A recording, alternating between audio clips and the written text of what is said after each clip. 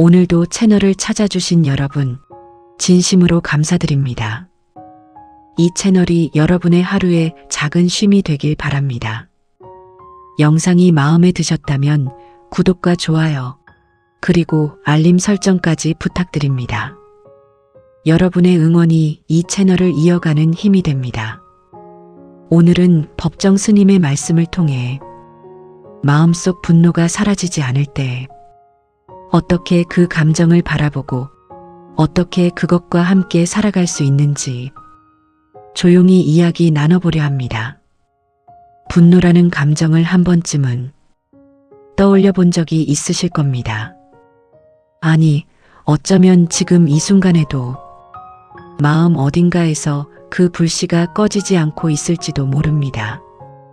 누구에게나 분노가 있습니다. 아무리 조용하고 온화한 사람이라도 마음 한켠에 꺼지지 않는 불씨 하나쯤은 품고 삽니다. 억울함이었을 수도 있고 배신이었을 수도 있고 오래도록 쌓인 서러움이었을 수도 있습니다. 어떤 분노는 오래됩니다.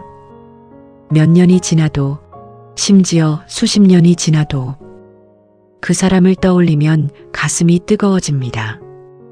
그 장면이 눈앞에 선하게 떠오르고 그때의 감정이 고스란히 되살아납니다. 잊으려 하면 할수록 더 선명하고 모른 척하면 할수록 더 강해지는 것이 분노라는 감정의 특성입니다. 분노는 잘못된 감정이 아닙니다. 그것은 살아있다는 증거입니다. 상처를 받았다는 증거이고 내가 무언가를 소중히 여겼다는 증거입니다. 내가 전혀 중요하지 않게 여기는 것에 사람은 분노하지 않습니다. 분노는 내가 그것을 중요하게 여겼기 때문에 생기는 것입니다. 소중한 관계였기에, 신뢰했던 사람이었기에, 간절히 원했던 것이었기에 분노가 그만큼 큰 것입니다. 그러니 분노를 부끄럽게 여기지 마십시오. 분노는 당신이 진지하게 살았다는 증거입니다. 하지만 분노가 너무 오래 머물면 우리는 그것에 잡아먹히기 시작합니다. 분노가 나를 움직이고, 분노가 나의 말을 결정하고, 분노가 나의 하루를 지배하게 됩니다. 분노를 품고 있는 사람은 잠을 자다가도 그 사람이 나오는 꿈을 꿉니다. 아침에 눈을 뜨는 순간부터 그 생각이 먼저 찾아옵니다. 밥을 먹다가도, 누군가와 대화를 하다가도 어느 순간 그 분노가 올라옵니다. 그것은 삶이 아닙니다. 그것은 분노에게 삶을 빼앗기고 있는 것입니다. 법정 스님은 말씀하셨습니다. 분노는 불씨와 같다. 바람을 만나면 번지고 물을 만나면 꺼진다. 어떤 바람을 만나게 할지는 당신이 정하는 것이다. 오늘 이 시간 그 분노라는 불씨를 어떻게 바라보아야 하는지 스님의 말씀을 따라 천천히 걸어가 보겠습니다. 분노가 일어날 때 우리는 대부분 두 가지 반응을 보입니다. 하나는 폭발하는 것이고 하나는 억누르는 것입니다. 폭발은 잠깐의 시원함을 줍니다. 속에 담아두었던 말을 쏟아내고 참아왔던 감정을 터뜨리면 그 순간만큼은 후련한 기분이 듭니다. 그러나 그 뒤에는 반드시 후회가 따라옵니다. 내뱉은 말은 다시 주워 담을 수 없고 한번 금이 간 관계는 예전처럼 되돌아오지 않습니다. 더 깊은 문제는 폭발로는 분노가 해결되지 않는다는 것입니다. 그 순간은 털어낸 것 같아도 며칠 뒤, 몇 주 뒤 똑같은 분노가 올라옵니다. 왜냐하면 폭발은 분노의 원인을 건드리지 못하기 때문입니다. 분노의 뿌리는 그대로 있고 그 뿌리에서 새로운 분노가 계속 자라납니다.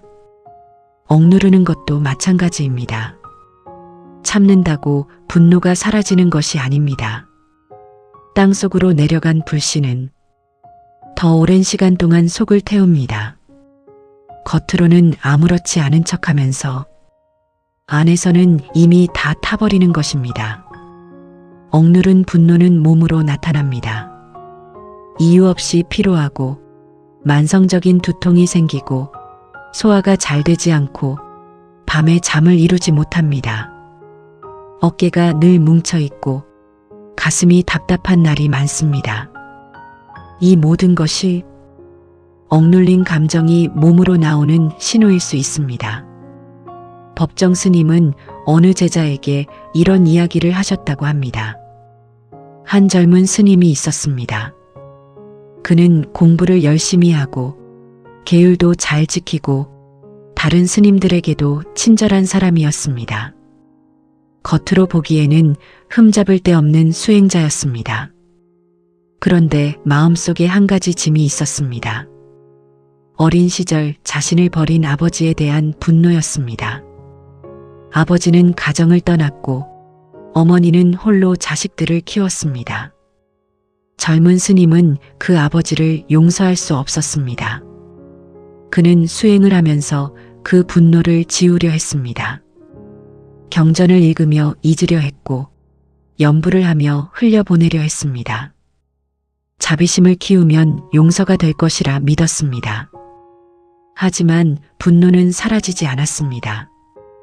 오히려 어느 날 밤 꿈속에서 아버지를 만나 큰 소리로 울며 소리를 질렀습니다. 그 꿈에서 깨어난 뒤 그는 스님을 찾아갔습니다. 스님, 저는 왜 이 분노를 이기지 못하는 걸까요? 수행이 부족한 탓일까요? 저는 용서하고 싶은데 마음이 따라오지 않습니다. 법정 스님은 오랫동안 그를 바라보다가 조용히 말씀하셨습니다. 분노를 이기려 하지 말게. 분노는 이겨야 할 적이 아니라 이해해야 할 자신의 일부일세. 그것이 왜 거기에 있는지를 먼저 물어보게. 그 말을 들은 젊은 스님은 처음에는 무슨 말인지 잘 이해하지 못했습니다. 분노를 이해한다는 것이 분노를 그냥 두라는 것인지 분노해도 된다는 것인지 헷갈렸습니다. 하지만 며칠을 생각하다가 그는 처음으로 자신의 분노 앞에 조용히 앉아보았습니다. 그리고 물었습니다. 분노야, 너는 왜 여기에 있니? 그때 내면에서 무언가가 대답하는 것 같았습니다. 나는 그때 내가 너무 외로웠기 때문에 있다. 아버지가 없어서 친구들 앞에서 부끄러웠던 그날, 어머니가 울고 계실 때 아무것도 해드리지 못했던 그날, 아버지라고 부를 사람 없이 컸던 그 모든 날들, 그 외로움과 서러움이 나다. 젊은 스님은 그날 처음으로 울었습니다. 분노 때문이 아니라 슬픔 때문에 울었습니다. 그리고 조금씩 분노의 무게가 가벼워지기 시작했습니다. 분노는 이겨야 할 것이 아닙니다. 분노는 이해해야 할 것입니다. 그 분노가 왜 거기에 있는지, 그것이 무엇을 말하고 싶어 하는지, 어떤 상처의 목소리인지를 먼저 들어야 합니다. 우리는 분노를 나쁜 것으로 여기며 빨리 없애버리려 합니다. 그러나 그렇게 할수록 분노는 더 깊이 뿌리를 내립니다. 잡초를 베어내는 것과 잡초의 뿌리를 뽑아내는 것은 다릅니다.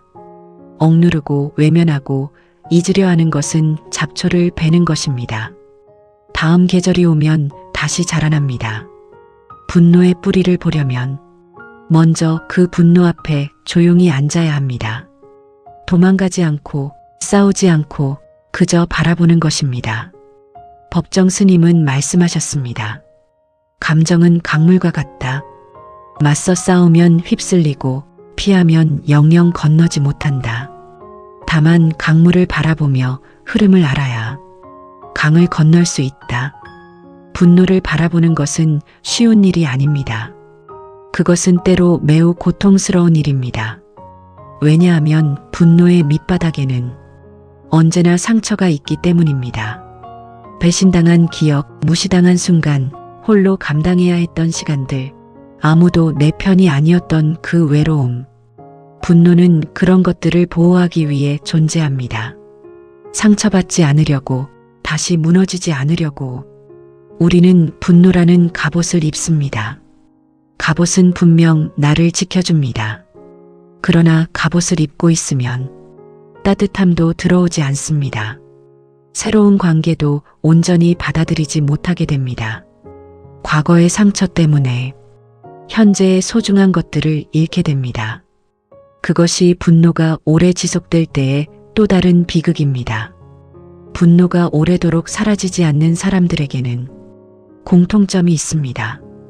그들은 자신의 상처를 아직 충분히 슬퍼하지 못했습니다. 울어야 할 때 울지 못했고, 아프다고 말해야 할 때 말하지 못했고, 도움을 구해야 할 때 혼자 버텼습니다. 왜 혼자 버텼을까요? 약하게 보이고 싶지 않아서, 누군가에게 짐이 되고 싶지 않아서, 혹은 이야기해도 이해받지 못할 것 같아서 그 억눌린 슬픔이 분노라는 형태로 바깥으로 나오는 것입니다. 법정 스님은 이렇게 말씀하셨습니다. 분노는 슬픔의 다른 얼굴이다. 슬픔을 울게 해주지 않으면 그것은 분노가 되어 밖을 향한다. 그렇습니다. 분노 아래에는 슬픔이 있습니다. 그 슬픔을 충분히 느껴야 비로소 분노는 풀리기 시작합니다. 슬픔을 느끼는 것을 두려워하지 마십시오. 슬픔은 나약한 것이 아닙니다. 슬픔은 오히려 치유의 문을 여는 열쇠입니다. 눈물이 나도 괜찮습니다. 눈물은 몸이 마음의 고통을 씻어내는 방식입니다. 눈물을 흘린 뒤에는 언제나 조금 더 가벼워집니다. 어느 날 50대 중반의 한 여인이 법정 스님을 찾아왔다고 합니다. 그녀는 오랜 세월 남편에게 치여 살며 가슴에 돌덩어리 같은 분노를 품고 살았습니다. 남편은 권위적이었고 무뚝뚝했습니다. 늘 자신이 옳다고 생각했고 아내의 말에 귀를 기울이지 않았습니다. 그 세월이 수십 년이었습니다. 그녀는 그 세월 동안 수없이 참았습니다. 아이들을 위해, 체면을 위해, 노후를 위해 참아왔습니다. 참으면서 분노는 쌓였고 분노는 점점 더 깊어져 갔습니다. 절에 오기 전날 밤, 그 남편이 세상을 떠났습니다. 이제 분노를 풀어낼 대상조차 없어진 것입니다. 그녀는 스님 앞에서 말했습니다. 이상하게도 그이가 죽고 나니 더 분하고 더 억울합니다. 사과 한마디도 듣지 못하고 인정도 받지 못하고 이렇게 끝이 났습니다. 이제 어떻게 해야 합니까? 법정 스님은 한동안 말이 없다가 천천히 입을 여셨습니다. 그 분노, 이제 내려놓으시오. 그이는 갔지만 당신의 분노는 아직 여기에 있습니다. 분노를 붙들고 있으면 당신도 그 사람 곁에 묶여 있는 것입니다. 분노를 내려놓는 것은 그 사람을 용서하는 것이 아닙니다. 당신 자신을 자유롭게 하는 것입니다. 그 여인은 그 말을 듣고 한참을 울었습니다. 그동안 참아왔던 모든 것이 눈물로 터져 나왔습니다. 그 울음이 치유의 시작이었습니다. 분노를 내려놓는 것은 용서가 아닙니다. 그것은 나 자신을 위한 일입니다. 우리는 흔히 분노를 내려놓으면 상대를 봐주는 것처럼 느낍니다. 억울한데 내가 왜 먼저 내려놓아야 하느냐고 생각합니다. 그 마음은 충분히 이해할 수 있습니다. 하지만 생각해 보십시오. 분노를 붙들고 있는 동안 상대는 어디에 있습니까? 아마도 아무렇지도 않게 살고 있을 것입니다. 아무 사과도 하지 않고 아무 반성도 없이 자신의 삶을 살고 있을 것입니다. 그런데 나는 그 사람을 마음속에 붙잡아두고 매일같이 분노하며 살고 있는 것입니다. 결국 내가 나를 가두고 있는 것입니다. 법정 스님은 말씀하셨습니다. 원망은 독을 마시며 상대가 죽기를 기다리는 것과 같다. 정확한 말씀입니다. 분노와 원망은 상대에게 닿지 않습니다. 나만 상합니다. 내 몸이 상하고 내 마음이 상하고 내 하루가 상합니다. 실제로 만성적인 분노는 건강에 매우 나쁜 영향을 미칩니다. 면역력을 약화시키고 혈압을 높이고 심장에 무리를 줍니다. 분노를 내려놓는 것은 건강을 되찾는 일이기도 합니다. 나를 사랑하는 일이기도 합니다. 그렇다면 분노를 어떻게 내려놓을 수 있을까요? 한 번에 완전히 내려놓을 수 있을까요? 아닙니다. 분노는 단번에 사라지지 않습니다. 법정 스님은 그것을 잘 아셨습니다. 스님은 억지로 없애려 하지 말라고 하셨습니다. 다만 분노가 일어날 때마다 그것을 알아차리라고 하셨습니다. 알아차린다는 것은 무엇입니까? 분노가 일어날 때, 아, 지금 내가 분노하고 있구나 하고 그것을 바라보는 것입니다. 분노에 빠지는 것이 아니라 분노를 보는 것입니다. 이것이 불교에서 말하는 관찰입니다. 자신의 감정을 제3자처럼 바라보는 것입니다. 분노가 일어나면 그냥 분노가 왔구나 하고 바라봅니다. 또 왔구나 하고 바라봅니다. 억누르지도 말고 폭발하지도 말고 그저 바라보는 것입니다.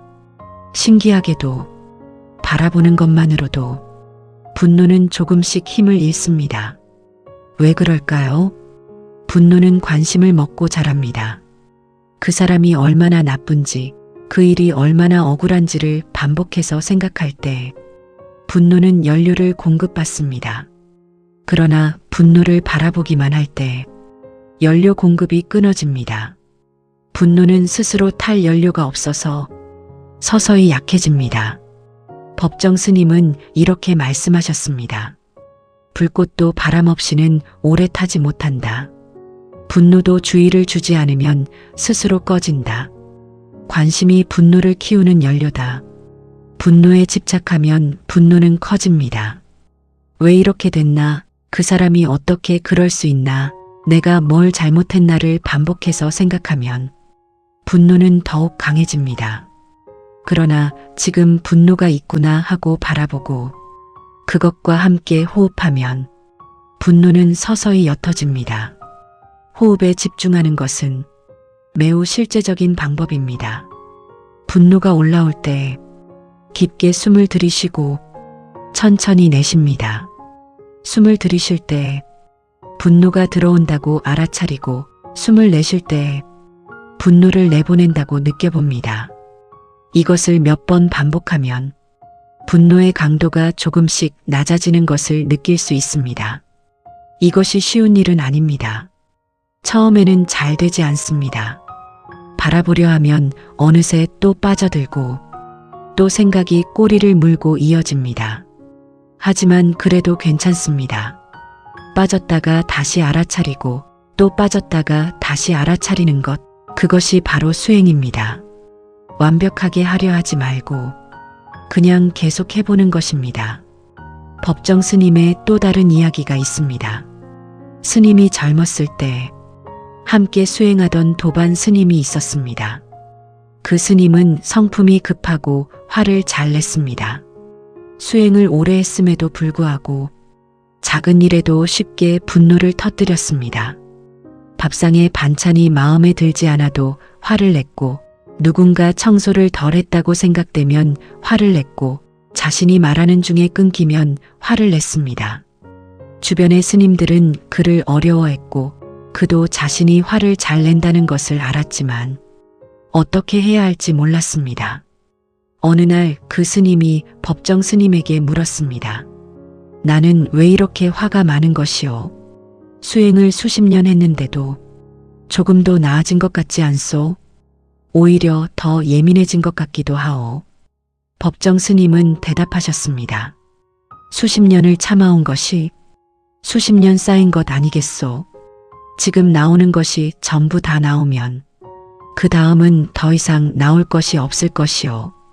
이 말씀은 매우 중요한 가르침을 담고 있습니다. 분노가 나온다는 것은 오히려 그것이 표면으로 올라오고 있다는 뜻입니다. 그동안 억눌려 있던 것이 이제야 움직이기 시작하는 것입니다. 그러니 분노가 있다고 해서 수행이 잘못됐다고 생각하지 마십시오. 분노가 나온다는 것은 변화가 시작되고 있다는 신호일 수도 있습니다. 수십 년을 억눌렀던 것이 이제 바깥으로 나오려 하는 것입니다. 그것이 나오도록 두어야 합니다. 다만 그 분노를 어떻게 다루느냐가 중요합니다. 나오게 하되 남에게 상처를 주는 방식으로 나오게 해서는 안 됩니다. 안전한 방식으로 나오게 해야 합니다. 글로 써보는 것도 좋습니다. 아무도 보지 않을 종이에 분노를 그대로 쏟아내는 것입니다. 억울한 것, 서러운 것, 화나는 것 다 써내려가는 것입니다. 그 사람에게 하고 싶었던 말, 그 상황에서 말하지 못했던 말, 사과받고 싶었던 말, 인정받고 싶었던 말, 전부 쏟아내는 것입니다. 쓰다 보면 울게 될 수도 있습니다. 그 눈물을 막지 마십시오. 눈물은 분노가 슬픔으로 녹아내리는 과정입니다. 쓰고 나서 그 종이를 태워도 좋고 찢어버려도 좋습니다. 중요한 것은 밖으로 꺼내는 행위입니다. 법정 스님은 글 쓰는 것을 매우 좋아하셨습니다. 스님은 말씀하셨습니다. 쓴다는 것은 마음을 들여다보는 일이다. 쓰다 보면 내가 무엇을 원하는지, 무엇에 상처받았는지 알게 된다. 글은 거울이다. 마음속에 있는 것을 밖으로 꺼내는 것, 그것만으로도 분노는 조금씩 가벼워집니다. 또 한 가지 방법은 몸을 움직이는 것입니다. 분노는 생각에서 자랍니다. 같은 생각을 반복하고 같은 장면을 되새기고 같은 말을 머릿속에서 되풀이하면 분노는 더욱 강해집니다. 그럴 때는 몸을 움직이십시오. 걸어도 좋고 청소를 해도 좋고 물을 마셔도 좋습니다. 몸이 움직이면 생각의 흐름이 끊어집니다. 분노의 연료를 공급하던 생각의 연결이 잠시 끊어지면 분노는 자연스럽게 힘을 잃어갑니다. 법정 스님은 언제나 걷기를 좋아하셨습니다. 스님은 말씀하셨습니다. 발걸음이 머리를 식혀준다. 천리길도 한 걸음이듯 마음의 짐도 한 걸음에 조금씩 내려놓인다. 걷는 동안 분노에 대해 생각하지 말고 다만 발바닥이 땅에 닿는 느낌에 집중해 보십시오. 지금 이 순간 발이 땅을 밟고 있다는 것에 집중하십시오. 왼발, 오른발, 땅의 질감, 발 아래의 따뜻함, 그것을 느끼는 것입니다. 그렇게 하다 보면 분노가 잠시 물러서는 순간이 옵니다. 그 순간이 쉬는 시간입니다. 분노가 사라지지 않는 또 하나의 이유가 있습니다. 그것은 나 자신에 대한 분노인 경우가 많습니다. 우리는 상대에게 화를 내지만 사실 그 분노의 일부는 그것을 막지 못한 나 자신에게 향해 있기도 합니다. 왜 그때 그 말을 하지 못했는지, 왜 그때 그 자리를 떠나지 못했는지, 왜 그것을 알면서도 허락했는지, 그 선택이 후회되고 그 나 자신이 실망스럽고 더 강해야 했는데 그러지 못했다는 자책이 분노의 형태로 나오는 것입니다. 나 자신에게 화가 난 것을 상대에게 화가 난 것처럼 느끼는 경우도 많습니다. 법정 스님은 자책에 대해 이렇게 말씀하셨습니다. 지나간 것에 대해 자책하는 것은 이미 간 배를 부두에서 쫓아가는 것과 같다. 발만 적시고 배는 잡지 못한다. 그 시절의 나는 그 시절의 나로서 최선을 다한 것입니다. 더 잘 알지 못했고, 더 강하지 못했고, 더 지혜롭지 못했을 뿐입니다. 그것이 그 시절 나의 한계였습니다. 한계가 있다는 것은 인간이라는 뜻입니다. 완전한 사람은 없습니다. 그때의 나는 그때 할 수 있는 것을 했습니다. 그 나에게 용서를 보내야 합니다. 그때 내가 힘들었겠구나. 그때 내가 외로웠겠구나. 잘못한 것이 아니었다. 어쩔 수 없었던 것이었다. 이렇게 자신을 위로할 수 있을 때 비로소 분노의 깊은 뿌리 하나가 뽑히기 시작합니다. 자신을 용서하는 것, 그것이 어쩌면 가장 어려운 일일지도 모릅니다. 우리는 남에게는 쉽게 이해와 위로를 건네면서 정작 자신에게는 가장 엄격한 심판관이 됩니다. 내가 나에게 해주는 말이 내 마음을 치유하기도 하고 더 깊이 상처를 주기도 합니다. 그때 어쩔 수 없었어. 괜찮아와. 왜 그랬어? 바보같이는. 같은 과거의 일을 두고 하는 말이지만 그 말이 마음에 미치는 영향은 전혀 다릅니다. 자신에게 친절해지십시오. 남에게 하듯이, 소중한 친구에게 하듯이 자신에게도 따뜻하게 말을 건네십시오. 사람들은 종종 묻습니다. 그 사람을 용서해야 분노가 사라지는 건가요? 법정 스님은 이에 대해 용서를 강요하지 않으셨습니다. 스님은 오히려 이렇게 말씀하셨습니다. 용서는 하루아침에 되는 것이 아니다.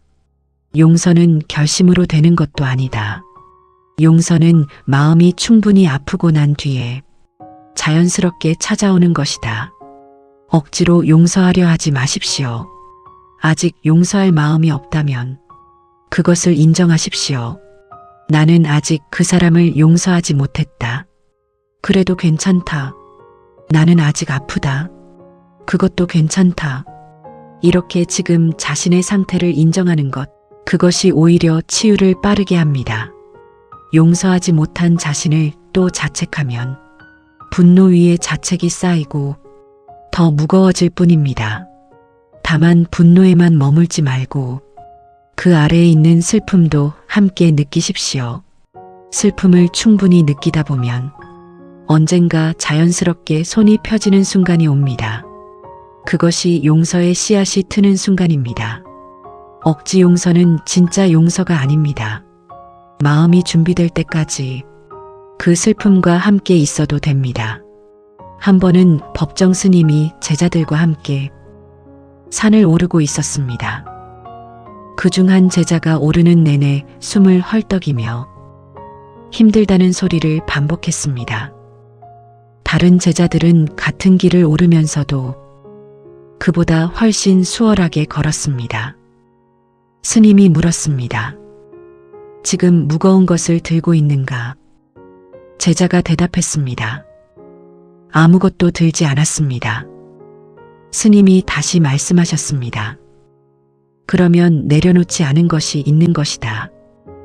그 제자는 며칠 전부터 마음속에 걱정을 품고 있었습니다. 사찰일로 다른 스님과 다퉜고 그 일이 내내 마음에 걸렸습니다. 그 무게가 몸을 무겁게 한 것입니다. 분노도 마찬가지입니다. 몸에는 아무것도 없어 보여도 마음에 분노를 들고 있으면 온몸이 무거워집니다. 피로해지고 잠이 오지 않고 작은 일에도 짜증이 나고 세상이 온통적으로 보입니다. 음식도 맛없고 좋아하던 것도 즐겁지 않고 누군가의 말도 예민하게 들립니다. 그것은 분노가 에너지를 빼앗아가고 있기 때문입니다. 그 무게가 느껴질 때, 아, 지금 내가 분노를 들고 있구나 하고 알아차리는 것, 그것이 내려놓음의 첫걸음입니다. 한꺼번에 다 내려놓을 수는 없습니다. 매일매일 조금씩 내려놓는 것입니다. 오늘 조금, 내일 또 조금, 그렇게 천천히 가벼워지는 것입니다. 법정 스님은 말씀하셨습니다. 내려놓음은 한 번의 결단이 아니다. 매 순간마다 반복되는 선택이다.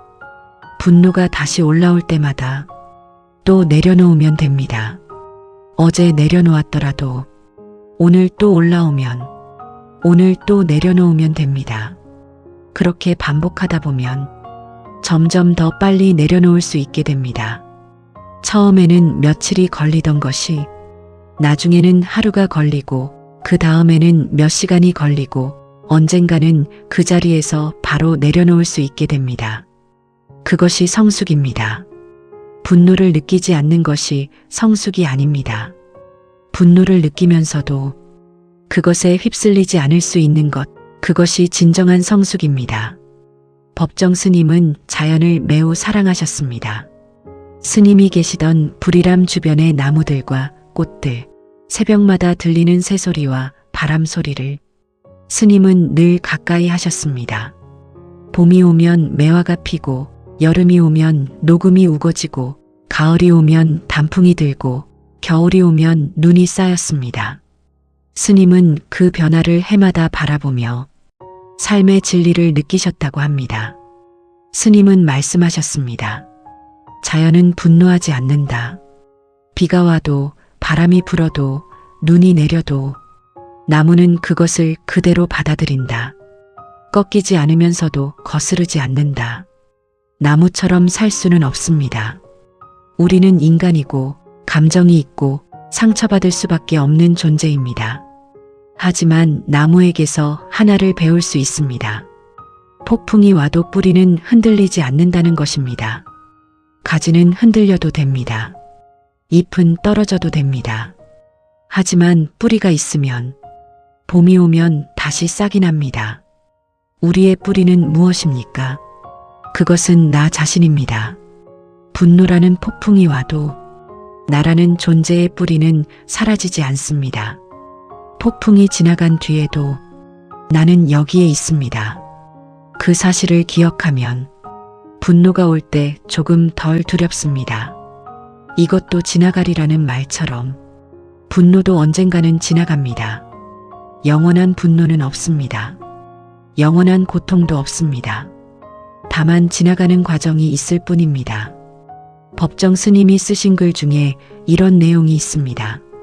감정을 억누르는 것도 아니고 감정에 끌려가는 것도 아닌 감정을 그대로 보면서 그 감정이 내가 아님을 아는 것, 그것이 자유다. 감정이 내가 아님을 안다는 것은 무슨 뜻일까요? 분노는 나에게 일어납니다. 하지만 분노가 나 자신은 아닙니다. 바람이 나무를 흔들지만 바람이 나무인 것은 아닌 것과 같습니다. 분노가 일어날 때 내가 분노다가 아니라 나에게 분노가 있다고 바라보는 것입니다. 이 작은 차이가 삶을 크게 바꾸어 놓습니다. 내가 분노다라고 생각하면 분노가 곧 나이고 분노를 없애는 것이 나를 없애는 것처럼 느껴집니다. 그래서 분노를 지키려 하게 됩니다. 나에게 분노가 있다고 바라보면 분노는 나의 일부이지만 전부는 아닙니다. 그래서 분노를 내려놓을 수 있게 됩니다. 이것은 단순한 말장난이 아닙니다. 마음을 다루는 데 있어서 아주 근본적인 태도의 차이입니다. 어떤 분은 이런 질문을 하기도 합니다. 법정 스님 같은 수행자도 분노를 느끼셨나요? 스님도 물론 분노를 느끼셨습니다. 자연이 훼손되는 것을 보실 때, 생명이 함부로 다뤄지는 것을 보실 때, 가난하고 약한 사람이 억압받는 것을 보실 때, 스님의 마음속에도 분노가 일었습니다. 하지만 스님의 분노는 오래 머물지 않았습니다. 분노가 일어나는 것을 알아차리고 그 분노가 무엇을 원하는지를 보고 필요하면 목소리를 냈지만 개인적인 원한으로 변하도록 두지 않으셨습니다. 스님은 말씀하셨습니다. 의로운 분노는 세상을 바꾸는 힘이 된다. 그러나 원한으로 변한 분노는 세상이 아니라 자신을 태운다. 분노가 전부 나쁜 것은 아닙니다. 불의에 맞서는 분노, 약자를 위해 일어서는 분노, 진실을 말하게 하는 분노는 오히려 필요한 것입니다. 하지만 그것이 개인적인 원한으로 굳어지면 그때부터는 스스로를 해치는 독이 됩니다. 분노를 느끼는 것과 분노에 사로잡히는 것은 다릅니다. 분노를 느끼고 표현하되 그것이 나를 지배하게 두지 않는 것, 그것이 법정 스님이 말씀하신 분노를 다루는 지혜입니다.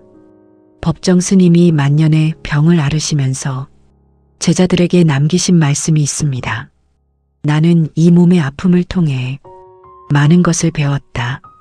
아픔이 오면 아픔을 바라보았다. 아픔이 나인 것은 아니었다. 마찬가지로 두려움이 와도 슬픔이 와도 분노가 와도 그것을 바라보면 된다. 바라보는 나는 언제나 여기에 있다. 바라보는 나는 언제나 여기에 있습니다. 분노가 올 때도 슬픔이 올 때도 고통이 올 때도 그것을 바라보는 내가 있습니다. 그 바라보는 존재를 믿으십시오. 그 존재는 흔들리지 않습니다. 그 존재가 바로 당신의 본 모습입니다. 분노는 당신의 본 모습이 아닙니다. 분노는 지나가는 날씨입니다. 맑은 날도 있고 흐린 날도 있지만 하늘 자체는 언제나 거기에 있습니다. 당신의 마음 깊은 곳, 분노와 슬픔 아래에 고요하고 맑은 공간이 있습니다. 그것은 어떤 상처로도 사라지지 않습니다. 어떤 분노로도 더럽혀지지 않습니다. 그것이 당신의 본래 모습입니다. 분노가 사라지지 않아서 힘드신 분들께 마지막으로 이 말씀을 드리고 싶습니다. 당신이 분노를 느끼는 것은 당신이 나쁜 사람이기 때문이 아닙니다. 당신이 살아있고 상처받았고 그 상처가 아직 충분히 치유되지 않았기 때문입니다. 그 분노를 없애려 하기 전에 먼저 그 분노에게 물어보십시오. 너는 무엇을 말하고 싶은 거니? 너는 무엇이 그렇게 아팠던 거니? 그 대답이 나올 때 비로소 치유가 시작됩니다. 분노는 적이 아닙니다. 분노는 당신이 아직 돌봐주지 못한 내면의 목소리입니다. 법정 스님은 말씀하셨습니다. 마음을 다스린다는 것은 마음을 억누르는 것이 아니라 마음을 이해하는 것이다. 이해받은 마음은 서서히 부드러워집니다. 이해받지 못한 마음은 더 강하게 소리칩니다. 오늘 하루 당신 안의 분노를 조금 더 이해해 주십시오. 내가 거기 있었구나 하고 인정해 주십시오.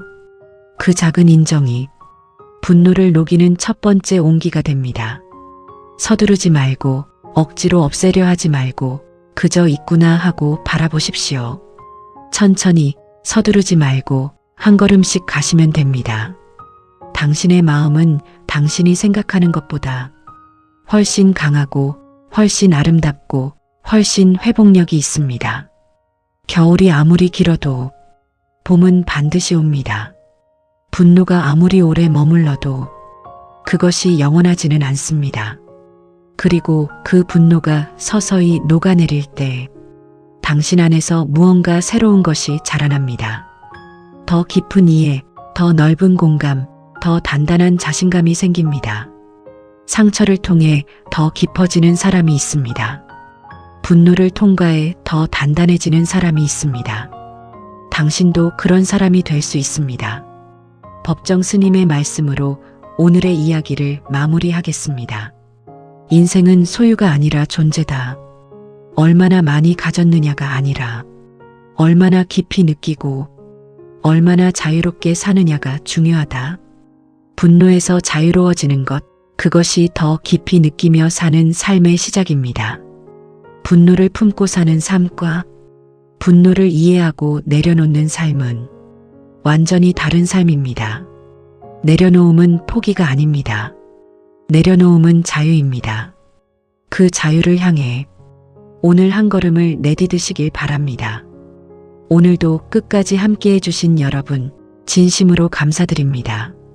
이 이야기가 여러분의 마음속 작은 위로가 되었기를 바랍니다.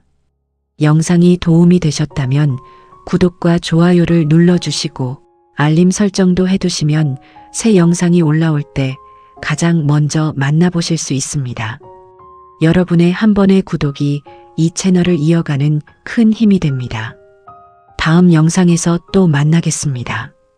분노 속에 있는 당신에게 오늘 이 말을 전하고 싶습니다. 당신이 겪은 것은 진짜였습니다. 당신의 아픔은 진짜였습니다. 그리고 당신은 그것을 혼자 견뎌냈습니다. 그 사실만으로도 당신은 이미 충분히 강한 사람입니다. 이제 그 무게를 조금씩 내려놓아도 됩니다. 내려놓는다고 해서 그 상처가 없었던 일이 되는 것이 아닙니다. 다만 그 상처를 더 이상 매일 끌고 다니지 않아도 된다는 것입니다. 당신은 지금보다 더 가볍게 살 자격이 있습니다. 당신은 지금보다 더 평화롭게 살 자격이 있습니다. 그 평화는 멀리 있지 않습니다. 분노를 이해하는 것에서 시작됩니다. 법정 스님의 가르침이 오늘 이 순간 여러분 곁에 머물기를 바랍니다.